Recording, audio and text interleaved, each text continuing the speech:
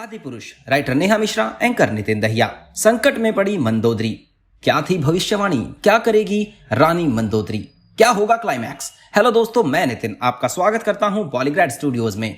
माता सीता रामायण का एक बहुत ही प्रमुख पात्र है जिसका विवाह स्वयं भगवान विष्णु के अवतार श्री राम से हुआ था। दोनों एक विवाह और प्रेम कहानी के बारे में तो हम सब जानते हैं, पर क्या आप माता सीता के जन्म के पूर्व की कुछ कहानियों को जानते हैं? शायद नहीं, पर अब उन्हीं कहानियों को अपने ढंग से दिखाने आ रहे हैं डायरेक्टर ओम राउत। जी हाँ दोस्तों, जल्द ही बड़े पर्दे पर आदि पुरुष रिलीज की जाएगी। तो चलिए आज हम आपको इस फिल्म की कहानी सुना देते हैं। पिछले वीडियो में हमने आपको बताया था कि ऋषि गृच्छमद देवी लक्ष्मी को अपनी पुत्री के रूप में प्राप्त करना चाहते थे, जिसके लिए वो एक कलश की सहायता से घोर तपस्या करते हैं। लेकिन एक दिन रावण आकर उस कलश को चुरा कर अपने भवन ले जाता है, जहां उसकी पत्नी मंदोदरी जिज्ञासा में उस कलश के अंदर के रक्त को पी जाती है और गर्भवती हो जाती है।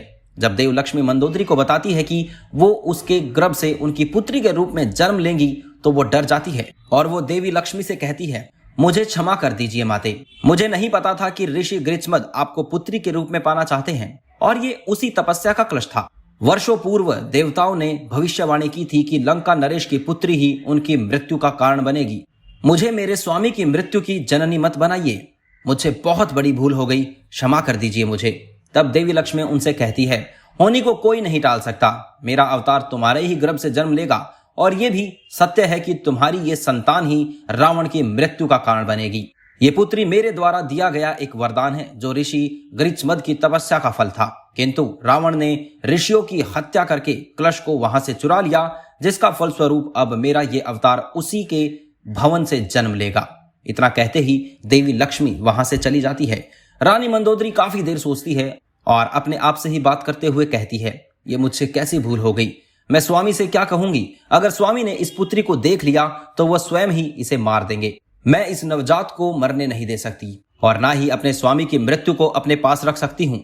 माँ की विवशता और लोक लाज के भय से वो इस पुत्री को खुद से दूर करने का फैसला करती है। अगले दिन वो चुपके से लंका से निकलती है और अपनी पुत्री को एक कलश में छुपाकर भूमि में छोड़ देती है। वो भूमि मिथिला राज्य की ही होती है। उस समय मिथिला राज्य में अकाल पड़ा होता है। मिथिला के राजा जनक अकाल से निपटने के लिए ऋषियों का परामर्श मांगते हैं, जिनमें से महर्षि बोलते हैं, महाराज अवश्य ही देव हमसे अप्रसन्न हैं, हमें उन्हें खुश करने के लिए महायज्ञ करना होगा। यज्ञ के बाद आप स्वयं अपने हाथ से खेत में हल चलाइएगा। ऋषि की आज्ञा अनुसार राजा जनक पहले महायज्ञ करवाते हैं और उसके बाद खेत में हल चलाते हैं। लेकिन तभी वो देखते हैं कि हल का नुकीला हिस्सा कहीं फंस गया है। भूमि का वो हिस्सा खोदने पर उन्हें एक कलश दिखाई देता है। राजा जनक उस कलश को निकालते हैं और देखते हैं कि उसमें एक कन्या है।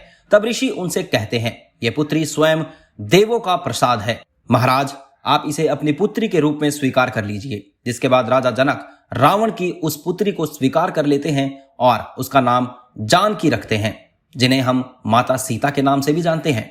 क्या आपको इस कहानी के बारे में पता था? ये हमें जरूर बताइएगा और साथ ही ऐसी स्टोरीज के लिए बने रहिएगा हमारे साथ।